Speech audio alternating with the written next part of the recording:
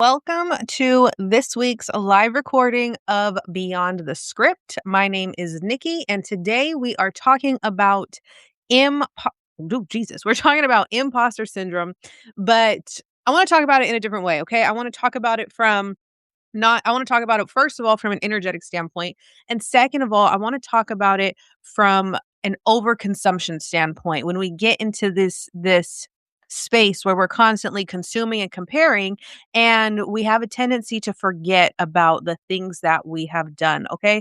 So some of you out there listening have absolutely gotten other people results, and at the same time you secretly feel like you should not be teaching anything.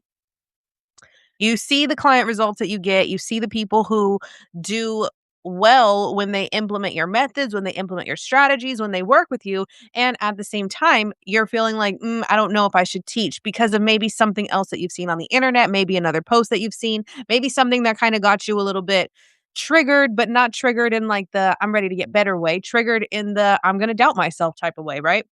So the thing of it is, I want you to remember this. We are always being exposed to other people's highlight reels. There is not a lot of full transparency on the internet. Okay. There's not a lot of full transparency based on not even, wouldn't even go as far to say because everybody is lying. I would just go as far to say because people are embarrassed by certain situations, right? They don't want to talk about it. They don't want to share it. But what happens when you're in a state of consumption, and this is why you need to be in a state of creation, when you're in a state of consumption, you start to compare yourself to it, to what other people are saying, right? You're comparing your everyday situation to somebody else's highlight reel. On top of that, you could be very much comparing your everyday situation to somebody else's highlight reel who's probably been in the game longer, who's been doing this a lot longer, right? So we start to see these things and then we start to believe, oh, well, maybe I'm not the one for this. I'm not capable of this. It's not for me, right? And that's just not, it's just not the case, okay? Imposter syndrome doesn't always come from lack of confidence. Sometimes it's simply just a matter of forgetting the things that we have done, forgetting the results that we have gotten others, okay?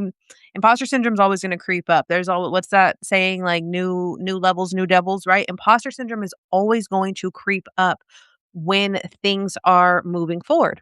When you're being called to do something bigger, when you're being called to do something larger, right? When you're being called to speak on things differently, to expand on certain things differently, right? And the thing about imposter syndrome is it's overconsumption that is actually fueling it. It's you consuming so much that is what's fueling it. There's a post that comes across my feed every so often, and this is one of those posts that actually would give me a lot of imposter syndrome until I had to like really break it down how this is not my truth, right? Maybe it's somebody else's truth, but it's not my truth. And the biggest one that I always come across is like, well, I wouldn't hire somebody who hasn't made X amount of money themselves, right? I wouldn't hire a coach who hasn't already made this amount of money. And the thing of it is, we don't energetically know what's going on behind the scenes because I personally have coached people to make more money than I have. I've coached people to grow social media followings faster than I have. I've coached people to launch a product and have an amazing sales launch while behind the scenes, some of mine have flopped, right? And it has nothing to do. So when I look at it that way, I would see those posts and I'd be like, oh, maybe I'm not the one for this. And when you look at it that way, when you go back to the data and you go back to the facts, and my fact is that I have absolutely coached people past what I've been capable of doing. We don't know what's going on behind the scenes. We don't know the energy behind it. The reason that this was happening for me is because I had a lack of self-worth around money. I didn't believe that I deserved to be paid for my craft. I didn't believe that I deserved to be compensated when I helped somebody. Okay. I used to give out free calls, and in these free calls, people would turn around and do great things, right? I helped somebody launch an entire publishing company, right? I've helped others, grow their TikTok following to the tens of thousands. Mine is not that high. I've helped people, launch ebooks and have it sell out, right? I've helped people do these things. And like I said, even though behind the scenes that I was having, my own personal battles, you're this is why you need energetic alignment too, because your personal battles, your personal self should not affect your work. What's going on personally should not affect your work. You not making money and you being able to make somebody else money, that doesn't mean that you're not good at your craft. That doesn't mean you're not good at what you do. What it simply means is there's some form of an internal disconnect in your ability to receive. And then we get online and we start to look at these other sayings. That one, for example, I wouldn't hire somebody who hasn't made X amount of months or X amount of money. I'm not hiring somebody who hasn't made $10,000, whatever it is, right? We start to look at that and then we internalize it. And why do we internalize that? We internalize it because we're in comparison mode, because we have a habit, especially this day and age, of looking at opinions as if they're facts. We have a habit of seeing somebody say something like that and then internalizing it as if it's factual. But your facts are different. My facts were different, right? The fact was people made money after working with me, even if I was giving away free stuff the whole time, right? That was my fact. People got results on free things that I would give out. Okay. The other thing that I want to point out is we never know what's going on behind the scenes of the person you're comparing yourself to, right? And we don't need to know. We don't need to know what's going on behind the scenes. Okay. But because we don't know, we need to stop comparing ourselves as if we do. I wanna go back to the narrative of I can't hire somebody who hasn't made X amount of money, right? I can't hire somebody who hasn't made $10,000 a month in their business, for example. It's interesting that this is a standard that I see in the coaching industry. This is something that I will see in, business coaching and things like that. However, this is not a standard that I see in other industries. I don't see you getting into therapy. I don't see people going to therapy and being like, I cannot hire a therapist unless that therapist is depressed. I don't see nobody saying that. I'm not gonna hire that therapist because they're so happy and I'm not. No, we trust that the therapist is going to get us out of our depression. But when it comes to other industries, the industry that I'm in, for example, then there's like this lack of trust of, well, I don't know. And and there's I'm not even going to go off on a whole tangent. There is a lot of reasons for the lack of trust in the industry, okay? We've got fake revenue screenshots going out. We've got fake client testimonials going out. We got a lot of fake stuff happening out there. I am not saying that that is not it's not valid to be skeptical, right? On the flip side, some people could be skeptical of therapy. Lord knows I was, right? The other thing is another industry that this doesn't always apply to is, well, like the fitness industry, right? If you see somebody who's fit, they are, they're a personal trainer, they're already fit and stuff. Is it necessary that they started off at your exact weight first? Is it necessary that they lost the exact same amount of weight? Or is it necessary that they know what they're talking about? So when you start to get this imposter syndrome because you're consuming these types of content, I want you to ask yourself, for one, is this even true? Is this true for me? For two, if this isn't true, is this just available in my industry or is this blanketed across all industries?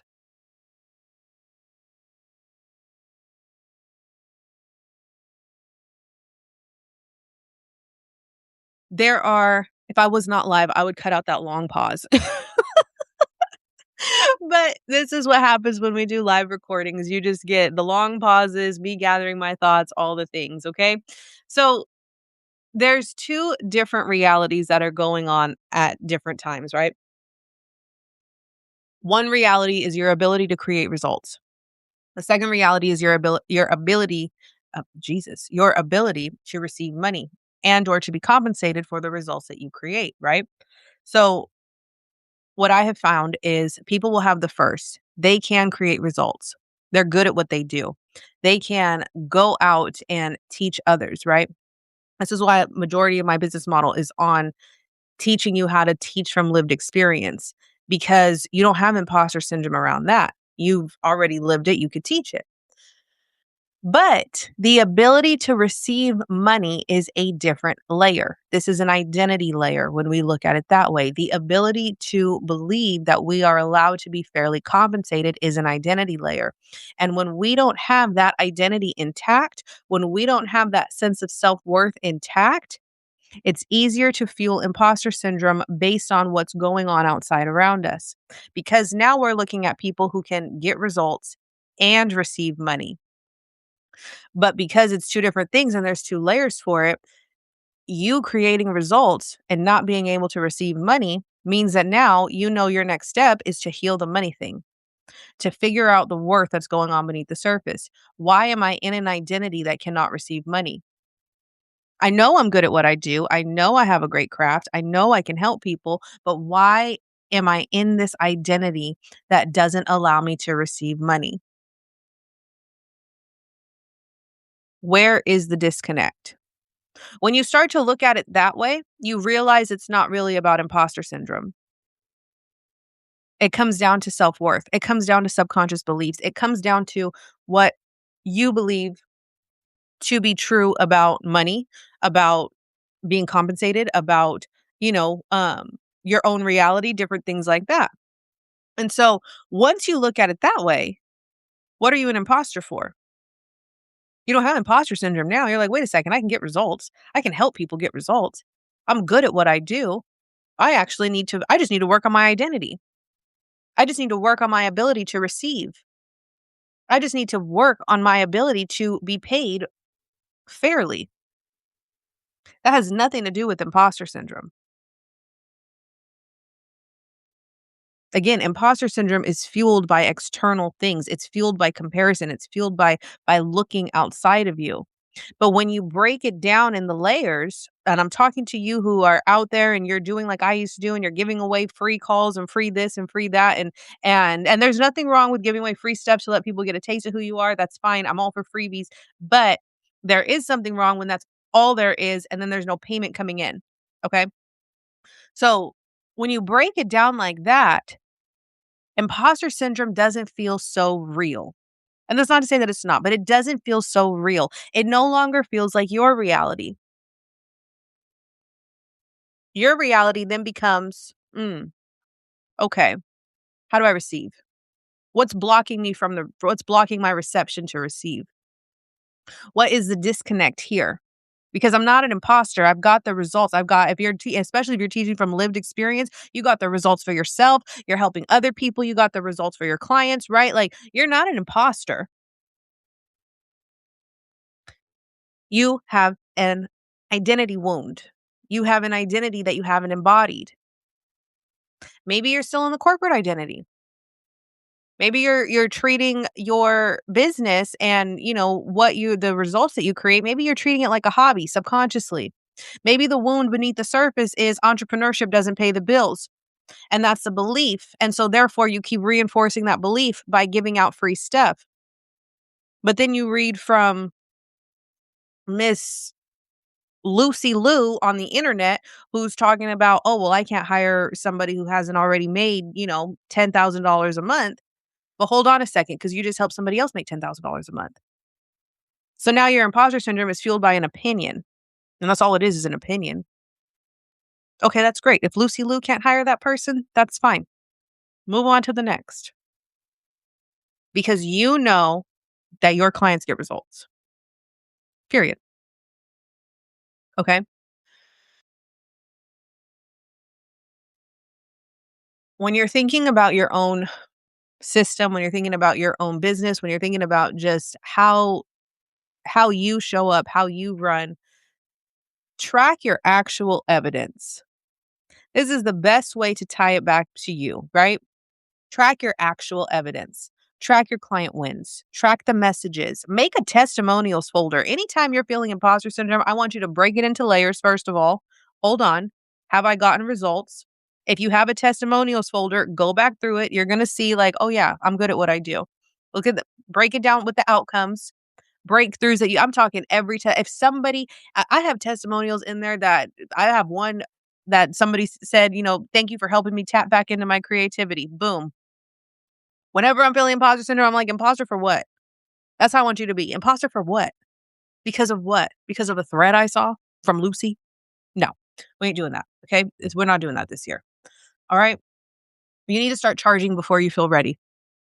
Yes, that's hard to hear, but you need to start charging even before you feel ready. Okay. Get you some social proof. But at some point you got to realize I've got a decent amount of social proof and I'm undercharging.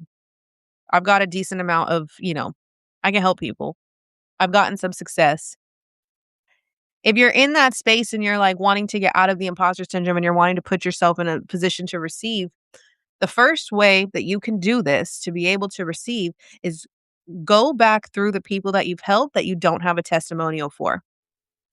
Ask them, how did our consultation, how did our time together help you?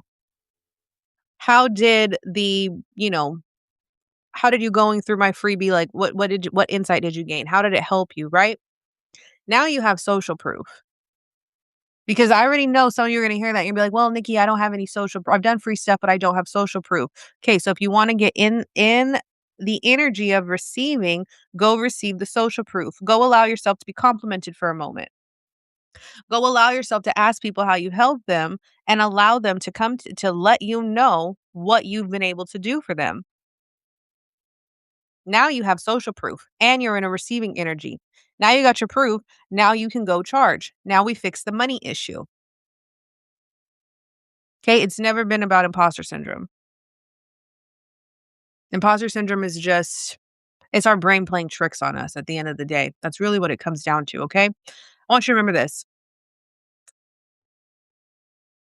You are not an imposter because your clients are winning. If people are getting results, you're not an imposter, okay? That's evidence that what you do works.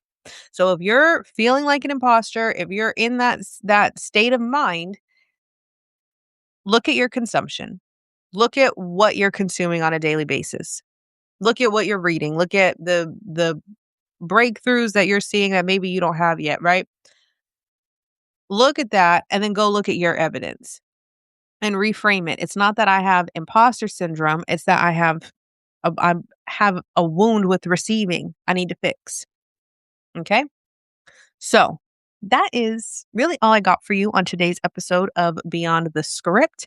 If you are like, I'm ready to step out of imposter syndrome and I'm really ready to just turn my experience into income, you can grab the How to Get Paid to Tell Your Story guide. Actually, I'm going to put my Stan Store link. There's a couple things you can grab in there. If you want to learn how to extract the story and get paid for it, you can grab my guide, How to Get Paid to Tell Your Story. If you're wanting to go full digital business, with coaching and everything like that, send me a DM me the word Empress, and we can see if the Empress Authority is right for you. That is my 6-month coaching container to help you go from extracting your experience to having a full-on business with a digital systems hierarchy, multiple digital products. Okay, it's a lot of fun in there. So anyways, DM me the word Empress. My username is the same across all handles, which is at Nikki Lynn Mayo. And I will put a couple resources in the show notes for you to be able to turn your experience into income. The reason I say to start here is because if you have already experienced it, then you are already the guide for it. And if you're already the guide for it, how can you have imposter syndrome about that? Anyways, happy Tuesday, everybody. And I will talk to you on next week's episode of Beyond the Script.